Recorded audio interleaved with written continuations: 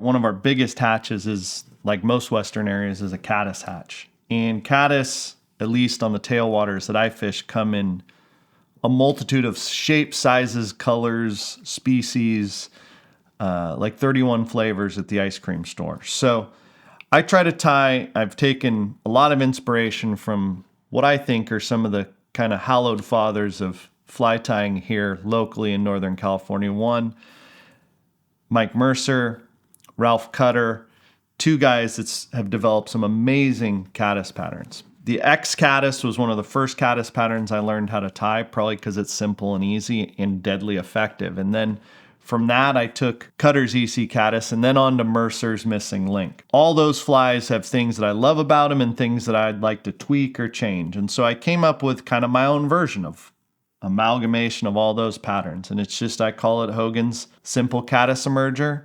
I'll just show you how to tie it now. Hopefully you enjoy it. You can tweak it to your own liking and hopefully come up with a new pattern maybe as well.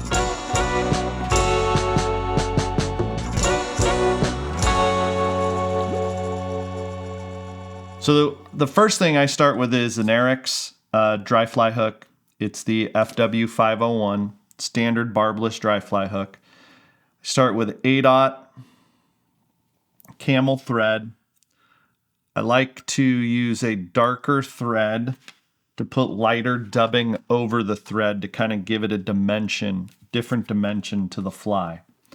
And so for this fly, I'm going to use some cream sparkle yarn, give it that kind of classic X-Caddis or X-Caddis trailing shuck. And I tie that right onto the top.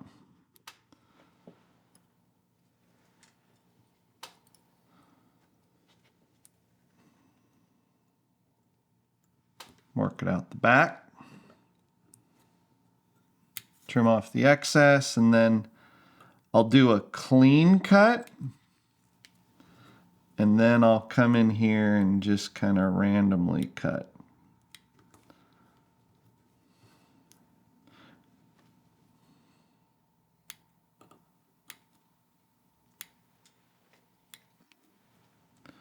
Just a little bit of shuck there.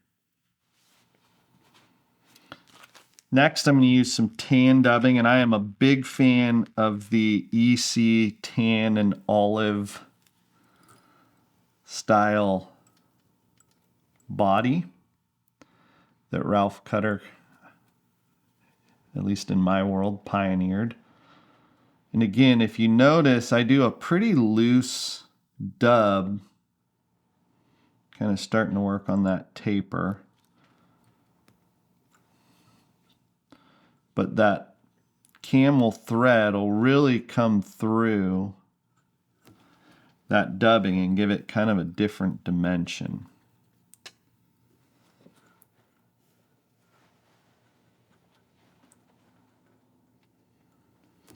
And this is just kind of a loose Antron blend of dubbing. Definitely of the less is more.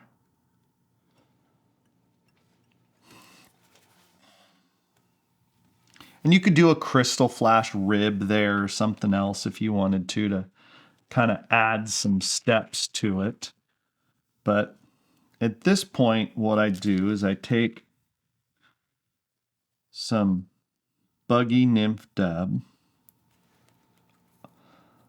brown olive, and give it a little bit of a loose twirl. Then I pull that back. Then I'm going to take some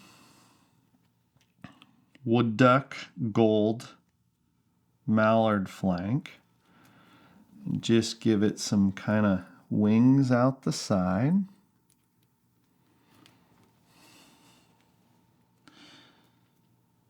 You could use a lot of different stuff. The Z-wing caddis is kind of my idea for this, but you could use goose biots. You could use any number of things. Just pull those back, trim that. Then I'm going to take a little bit more of that buggy nymph and just give it a loose, kind of palmer it on almost, pick it out, tie it in, and then pull it back.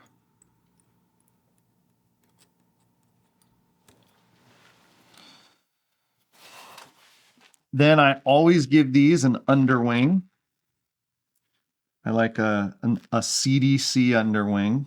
I'm just going to take some cream CDC, but really any color would work. I just kind of strip it off the full feather.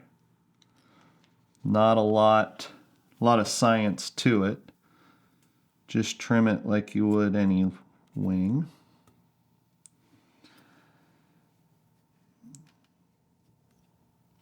Then I'll show you as I trim that up once we get our hair wing on there.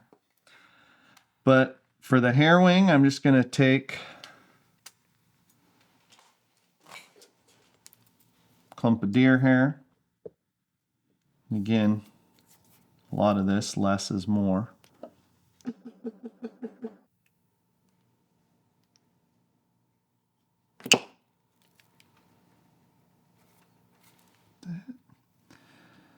Set it right on.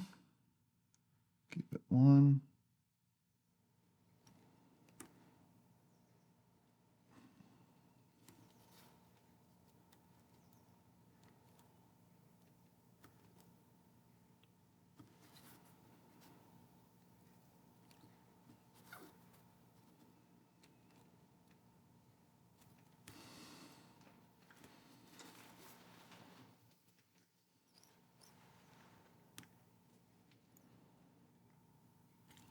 Got to be real careful because I like to use light thread. And I probably use a little more than the average guy, but I get it where I need it.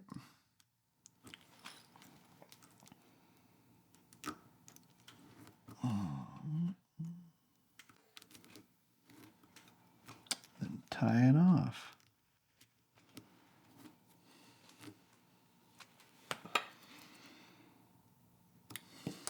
Now, to make it look nice.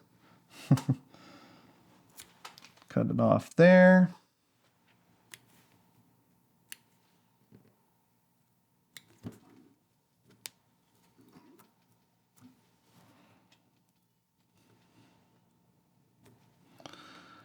Then if you want, you can trim some of that CDC out of there. But I'm pretty happy with how that looks. So that's just a real simple, pretty straightforward, low riding caddis emerger in the vein of the X-Caddis, the EC-Caddis, and the missing link.